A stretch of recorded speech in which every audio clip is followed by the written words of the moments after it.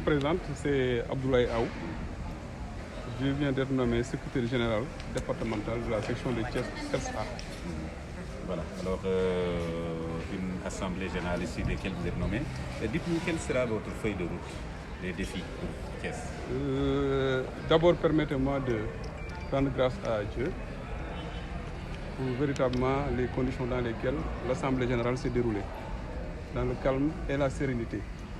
Mais remercier également mes collègues enseignants, les militants du CELS-A, qui m'ont fait l'honneur et véritablement la responsabilité de porter vraiment ce privilège. Je dirais que c'est un privilège parce que je ne suis pas le plus intelligent, je ne suis pas le plus érudit, mais quand même, ils ont décidé de me porter à la tête de la section de Thiès. Cela maintenant veut dire beaucoup de choses. Parce que la responsabilité, vous savez, elle est lourde de diriger une section. Surtout une section d'enseignants qui véritablement sont au chevet ou bien au devant de la scène, qui connaissent les réalités de l'éducation.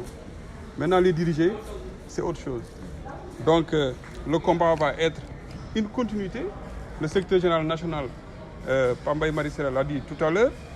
Les combats vont porter essentiellement sur des revendications nouvelles, comme la prise en charge des décisionnaires. Le combat va porter donc sur la prise en charge des décisionnaires, mais également la prise en charge de la carrière des enseignants, qui aujourd'hui, à mon niveau, est pratiquement plombée, avec les lenteurs administratives, des dossiers qui passent par les IF, atterrissent dans les IA pour terminer au ministère de l'Éducation. Donc c'est un circuit lancinant, long, qui plombe véritablement la carrière des enseignants. Donc le combat sera le même, et nous serons dans une continuité, d'autant plus que nous nous acheminons vers des élections de représentativité, où les enseignants nous attendent sur le terrain. Donc nous allons continuer le travail, parce que nous l'avons déjà démarré. Nous avons eu à visiter beaucoup d'écoles à Thiès, dans la circonscription de l'Académie de Thiès.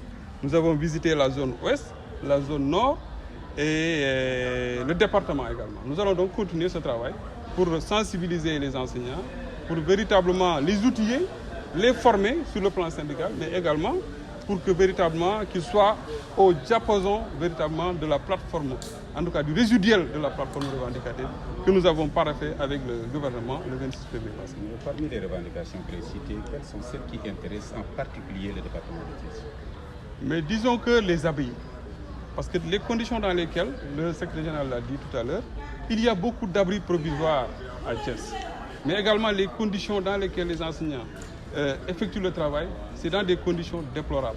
Vous faites le tour de Thiès dans certains établissements, juste par exemple, quand les enseignants doivent démarrer les enseignements apprentissages, je prends seulement l'exemple de Tchona, mais c'est des écoles qui sont sous les eaux. Donc, véritablement, l'État doit, dans son rôle régalien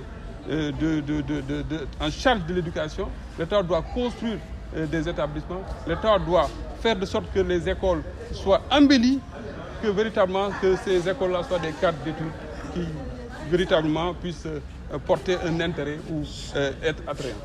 Vos sont un peu diminués par cette dissidence, cette aile dissidente de CELS authentique? Du tout. Je crois que tout à l'heure, on l'a évoqué. C'est dans l'ordre naturel des associations. Dans les associations, à des moments, c'est comme dans les trajets. Des fois, c'est des gens qui descendent dans certaines localités et d'autres montent. Parce qu'aujourd'hui, nous avons enregistré une cinquantaine de camarades qui ont rejoint le CELS-A et qui ont gonflé les rangs. Donc, c'est normal. Le seul regret, c'est que nous avons eu à former une famille et que ces gens-là partent et qu'ils ont abouti à un travail de titan. Ils ont eu un bilan, mais malgré quand même, ils ont choisi de partir. Peut-être ils ont leur raison. Voilà, merci. Nous sommes effectivement ce matin au niveau de Thiès pour une assemblée de renouvellement du bureau de la section.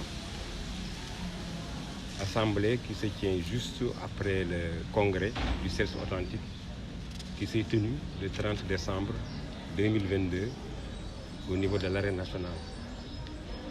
Le bureau sortant a effectivement fait un excellent travail. Au terme donc de son mandat, il est normal qu'il soit renouvelé. Et c'est ce qui nous a réunis aujourd'hui au niveau de Thiès pour revisiter donc le cahier de charge de la section, mais également partager avec elle le préavis de grève que nous avons déposé auprès donc du ministère de la fonction publique, mais également partager un peu la feuille de route en direction des élections de représentativité syndicale. Voilà, vous savez qu'au sortir du congrès, effectivement, il y a eu quelques remous au niveau de notre organisation syndicale. Mais c'est des remous qui, pour nous, n'ont pas une grande importance. Parce que l'assemblée que nous venons quand même de tenir montre véritablement que la base au niveau de Thiès est debout et la base est restée toujours authentique. La base est restée toujours authentique. Maintenant, bon, vous savez que dans la vie d'une organisation syndicale, il arrive des moments où bon, les gens se séparent. Et c'est ce qui malheureusement s'est produit. Mais nous pensons que notre organisation est restée forte. Et au sortir des élections de représentativité syndicale, Inch'Allah, vous verrez que nous aurons le tout nécessaire pour nous permettre d'être à la table de négociation et de concertation avec le gouvernement du Sénégal. Nous avons des acquis, mais nous avons également de nouvelles revendications qui méritent aujourd'hui d'être négociées. Parmi ces revendications, il y a la question des décisionnaires, qui sont très nombreux dans le système et qui vivent une injustice qui est là et qu'il faudra corriger sans délai. Il y a également le problème des chargés de cours qui méritent quand même d'être envoyés au niveau de la FASTEF pour leur formation diplômante parce qu'ils ont rempli les conditions et ils sont plus de 3000.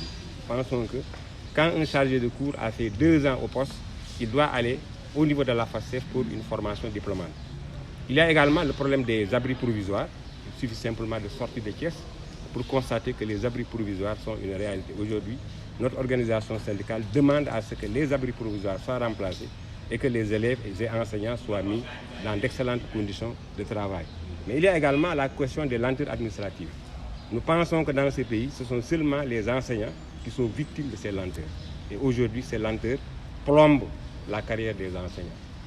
Nous pensons que le gouvernement également doit actionner les bons leviers pour que les actes qui sont dans le circuit soient mis à disposition sans délai. Mon livre au niveau du bureau, c'est de ne jamais déserter le terrain.